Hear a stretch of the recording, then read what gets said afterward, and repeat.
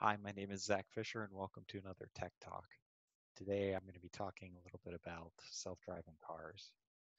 And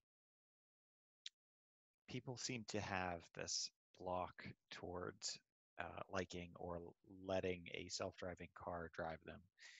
Every person, it seems like, who I talk to who's over about 40 years old, the first thing they say is, "No, I'd never let something like that drive. No. Oh, no, I need to have control. What happens if it breaks?" And I think that this kind of mythology and this kind of philosophy um, really struck me when I was watching the 2018 movie Upgrade. In the opening scene of that, a guy and his girlfriend were in a self-driving car, and the car decided to go on its own and crash into something. And the people could not control the car, so they were one of them was ended up dying because of it, and that seems to be a pretty large fear in people's eyes. And then another thing that is happening all over the place is self-driving car crashes are getting way over reported in comparison to normal car crashes. So when I googled self-driving car crashes, I got 62,500,000 results. That is because negative press gets more clicks than positive press. So, um, a little bit of understanding as to the danger of driving. It is a very large cause of death in our country and around the world. Um, but people don't seem to put it into perspective like that, and it kind of gets brushed under the rug, so to speak. Well, to understand this a little bit greater, there were 6 million people who were killed in the Holocaust. 6 million Jewish people who were killed in the Holocaust over about 5 years, 1941 to 1945.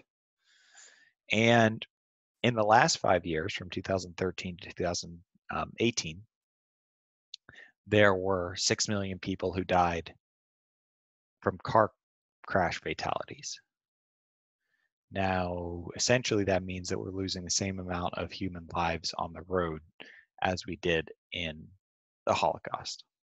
And this really came to a realization for me when one of my friends was graduating from college. And she was the first one to graduate from college in her family. And her mom and her grandma were on their way to see her.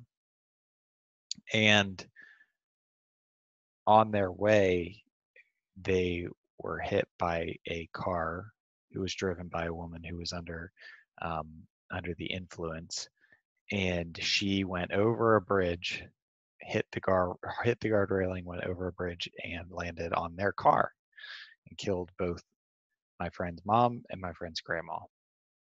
This was obviously tragic, and it happens all over the place. This type of thing. So, um,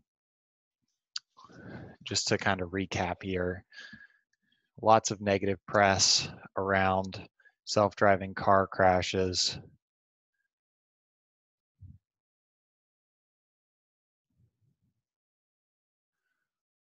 Due to the amount of negative press due to the amount of clicks that get on it and people's fear of losing control. But to put things in perspective, 6 million is the number of people that died or the number of Jewish people that died in 5 years.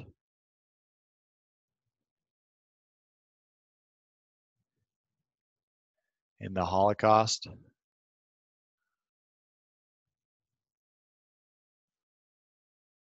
And then it's also the same amount of people that have died in the last 5 years.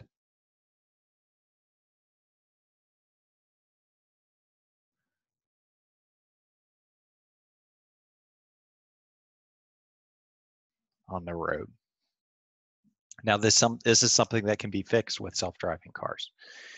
The most recent version of autopilot, according to Tesla, now this is a version of autopilot where the vast majority of the time the driver is just sitting there and the car is completely driving itself on the highway. And legally the person still has to sit there and put their hands on the wheel and pay attention. But most of the time they're not, honestly. they're just, it seems that most of the time they're being distracted. Even with that, it seems that it is 6 times safer to be using Tesla's autopilot than it would be if you were just driving. So the average number of crashes per mile or per crashes is 1 crash per 492,000 miles with unassisted.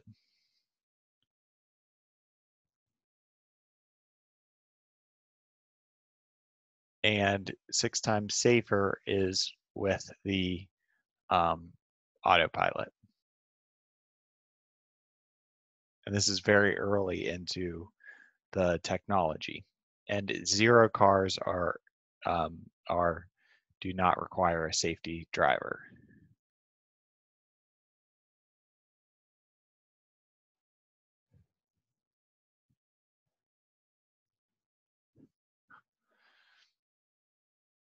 Some interesting stuff.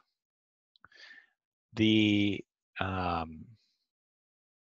just proves that the technology really does have the capability to surpass the human level of driving, especially in fatalities per mile.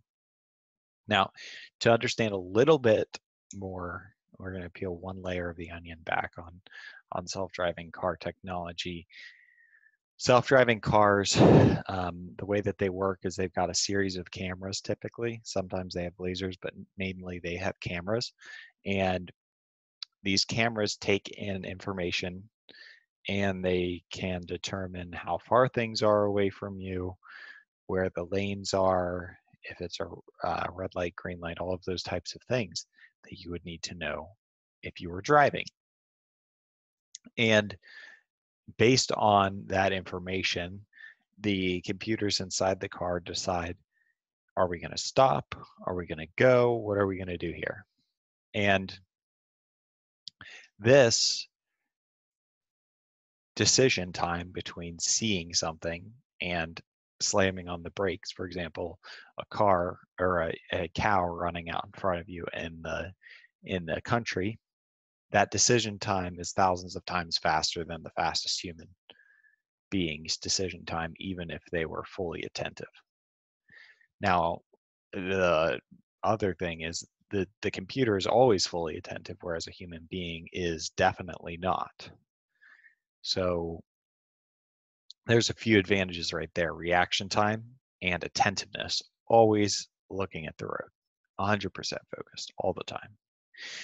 The other thing that is a huge advantage with the self-driving car is that it is constantly learning.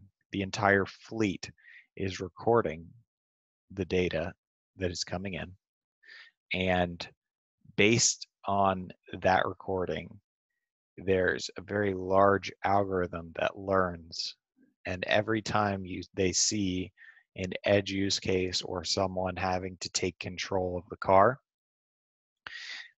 the software gets updated and learns from that.